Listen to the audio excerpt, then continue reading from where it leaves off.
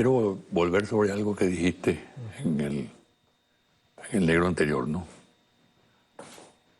Cuando tú calificaste a los integrantes de la MUD con respecto al tema del diálogo, ¿no? Hiciste un pase rasante por algunos, y particularmente por el caso de la conferencia episcopal, ¿no? Correcto. Sí. Un alto dignatario de la Iglesia Católica Venezolana, Monseñor Ovidio Pérez Morales, integrante de la conferencia episcopal, declaró al Nacional el pasado jueves de esta semana lo siguiente, comillas: el diálogo siempre fue un intento para distraer, para dividir a la oposición y serruchar el prestigio de la Santa Sede. Fue una creación para desarmar a la sociedad.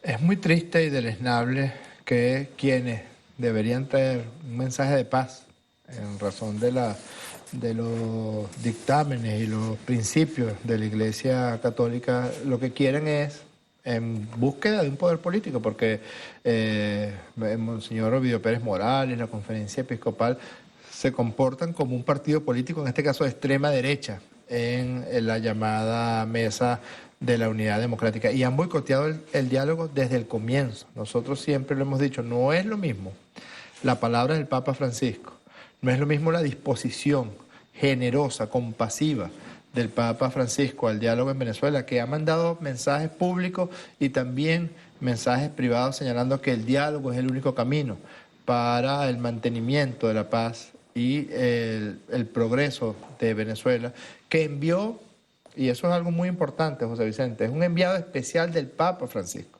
saltándose incluso algunos elementos de la burocracia del Vaticano. Es un enviado especial que el Papa Francisco envió para el diálogo en Venezuela, que dio instrucciones muy precisas al nuncio apostólico, y el nuncio apostólico ha recibido no pocos insultos por parte de estas personas que han resultado enfermas de la violencia del mensaje de la dirigencia de la MUD, porque Monseñor Aldo Giordano cumple la misión que le encomendó el Papa Francisco. Fíjate que además la conferencia episcopal, a través de un representante que tiene en el seno de la burocracia del Vaticano, promovió una carta que Monseñor Parolín envió a Chugo Torrealba y a mi persona, una carta que supuestamente iba a ser secreta, pero que sabemos que le dijo la conferencia episcopal a Chugo Torrealba que le hiciera pública. Nosotros respondimos esa carta. ¿Tú respondiste? Sí, que como era una carta muy insultante, nosotros le respondimos con toda la fuerza, y aquí señalamos con mucha claridad que una cosa es lo que ha venido trabajándose en el proceso de diálogo y otra cosa muy distinta es lo que él venía señalándose. Incluso lo invitamos a la reflexión, porque él habla de los victimarios.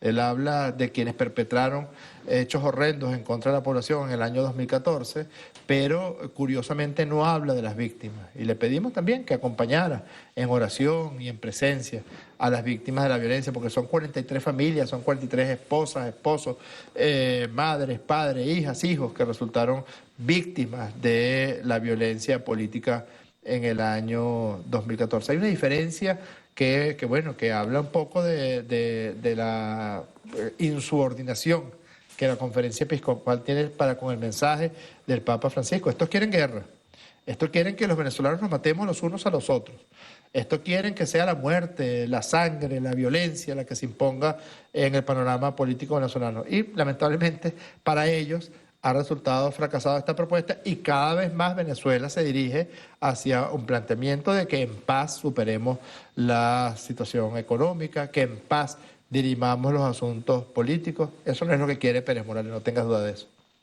Mira, aparte de los factores mencionados, ¿qué factores externos están influyendo en la situación? Fíjate, afortunadamente la convocatoria y el hecho de que nos hayamos sentado en 4 oportunidades, y quién sabe en cuántas oportunidades más, nos sentamos en privado, porque como el diálogo es un proceso, hubo muchas reuniones que se mantuvieron en privado, hubo reuniones en República Dominicana, hubo una época en que nos reuníamos casi a diario representantes de la dirigencia de la MUD y representantes del gobierno bolivariano, pero siempre hubo el intento de boicotear este proceso de diálogo. Por una parte, las corporaciones mediáticas internacionales que de forma permanente atacan y agreden a Venezuela. Por otra parte, los factores imperiales, es decir, el gobierno de Barack Obama intentó el último coletazo, intentó agredir de forma determinante a la revolución bolivariana antes de que él saliera. Ese fue otro de los pronósticos y otro de los cálculos que le salió mal. Se fue Obama y todavía presidente de Venezuela, y ojalá que por muchos años más, es Nicolás Maduro. Hubo un intento por parte del gobierno de Barack Obama de boicotear la mesa de diálogo, y ese intento lo hizo a través de uno de sus cipayos, a través de uno de sus lacayos, que es el señor Almagro de la Organización de Estados Americanos, cuya agresión contra Venezuela también se vio detenida por este esfuerzo de diálogo. ¿Qué se presume que hará Trump con respecto a Venezuela?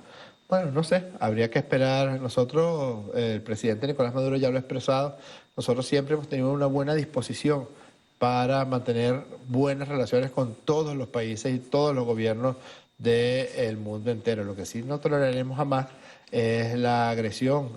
Siempre hubo un intento por parte del presidente Chávez, después del presidente Maduro, de establecer acercamientos en términos de respeto y en términos de reconocimiento de uno y otro sistema, de uno y otro gobierno, con el gobierno de Barack Obama. Lamentablemente, en el caso de Barack Obama se instala una obsesión contra Venezuela que incluso se aleja de los cánones políticos.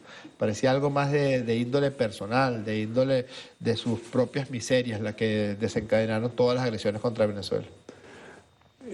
El actual estancamiento, para llamarlo de alguna manera, del desarrollo de este proceso de diálogo, ¿qué presagia? ¿Se prolonga en el tiempo? Mira, ¿Hay alguna fórmula que se está estudiando? Afortunadamente, Venezuela ha demostrado que sus instituciones son mucho más fuertes de lo que piensa la dirigencia de la derecha venezolana, que el arraigo que esta constitución tiene. Por cierto, Ramos Alum salió hace unos días hablando mal de la constitución venezolana, de una manera muy hipócrita. Dijo, es una pésima constitución, pero tenemos que hacer como que la respetamos. Algo así dijo en una manifestación en el estado de Nueva Esparta. Yo no sé si ese lóbulo frontal de Ramos Alum le permite hacer ese tipo de infidencia y ese tipo de deslice, pero así lo dijo, que es una constitución muy mala. Pues esta es una constitución que el pueblo ha cuidado y ha respetado a todo lo largo de este proceso revolucionario.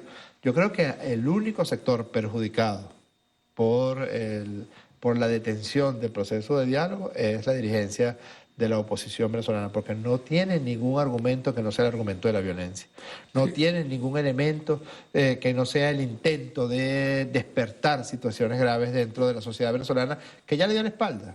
Ellos tenían planeado otra vez recurrir a la violencia el pasado 23 de enero y fue un mensaje muy claro por parte de los propios seguidores de la derecha. Ahora, si se rompe definitivamente la posibilidad de diálogo, porque esa parte de la mesa que ellos representan está prácticamente en contra del diálogo, lo declaran permanentemente. No quieren hablar con el gobierno, no quieren hablar con el chavismo, se levantan de la mesa, prometen unas fórmulas que no presentan ni remotamente por ahora.